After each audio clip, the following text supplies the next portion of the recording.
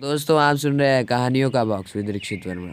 तो दोस्तों आज मैं जो आपको कहानी सुनाने जा रहा हूँ वह है प्यार भरी कहानी पहली मुलाकात। रमन। जी हाँ, रमन सुबह सुबह उठते हुए बहुत खुश था, जिस तरह किसी आशिक को किसी लड़की ने शादी के लिए हाँ कर दिया। पर ऐसा कुछ भी नहीं था। रमन इसलिए खुश था क्योंकि उसके चार चड्डी बड्डी फ्रेंड्स कानपुर आ रहे थे। जिस तरह दोस्तों प्रेशर कुकर की सीटी बजती है, उसी तरह रमन की मम्मी जोर से चिल्लाई, रमन नहा लो, सुबह से मैं तुम्हें 10 बार कह चुकी हूँ। जिस तरह की हर एक भारतीय नारी की आदत है, एक को 10 और 10 को 100 बार गिनाने की। तुम ऑफिस के लिए लेट हो जाएगी। और दोस्तों मैं आपको रमन के चार दोस्तों के नाम बताना तो भूल गया। पहले थे गुरप्रीत ढिल्लो उर्फ लड्डू जी, जिन्हें इस नाम से उन चारों के पुकारा जाता था। वैसे उनका ये नाम इसलिए पड़ा था क्योंकि उनकी माता जी ने उन्हें लड्डू खिला खिला कर लड्डू ही बना दिया था। फिर आते हैं त्यागी जी, जिनका पूरा नाम था राकेश त्यागी। और फिर आते हैं मनप्रीत, जिन्हें एमपी के नाम से बुलाया जाता था।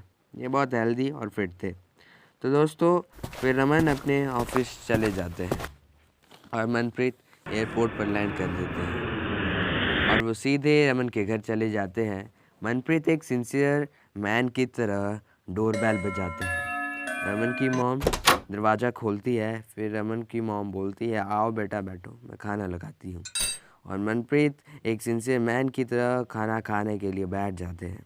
और 5 सेकंड्स के बाद रमन डोर पर आते हैं और एक दूसरे के गले लगते हैं। और इतनी सालों के बाद मिलने के बाद एक दूसरे के साथ बैठ के खाना खाते हैं। हाँ जी, बिल्कुल उसी तरह जिस तरह एक मूवीज़ पर, टीवी और सीरियल्स में एक्ट्रेस और एक्ट्रेस पहले 5 मिनट तक एक दूसरे को देखते हैं, फिर उसके बाद गले मिलते हैं और दोनों साथ बैठकर खाना खाते हैं कि उतनी ही देर में त्यागी जी और ढिल्लो जी भी आ जाते हैं, एक दूसरे के गले लगते हैं और खाना फिनिश कर लेते हैं।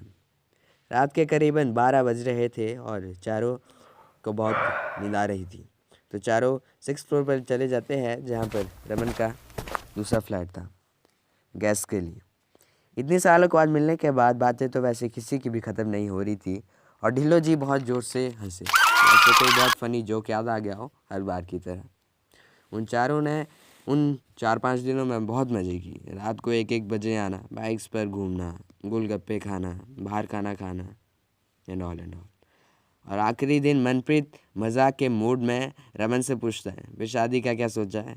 त्यागी जी हंसते हुए कहते, मैंने तो सोच लिया किसी शादी वाली वेबसाइट पे अकाउंट बनाने का।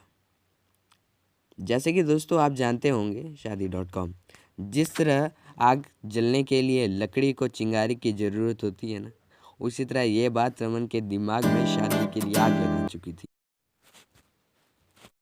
और उसके अगले दिन चारों रमन के फ्रेंड्स अब्रॉड चले जाते हैं। तो दोस्तों यहाँ पर ये पहला पार्ट ख़त्म होता है। अभी इसका दूसरा पार्ट बाकी है। अभी ये कहानी ख़त्म नहीं है, तो दोस्तों मैं जल्दी आऊँगा इसका दूसरा पार्ट लेके, आखिरी मुलाकात। उसे देखना मत भूलिएगा, पार्ट 2 पार्ट 1 से भी ज़्यादा इंटरेस्टिंग होने वाला है। तो दोस्तों अगर आपको वीडियो अच्छी लगे तो लाइक करें, शेयर करें, सब्सक्राइब करें और कमेंट करना बिल्कुल भी ना भूलें।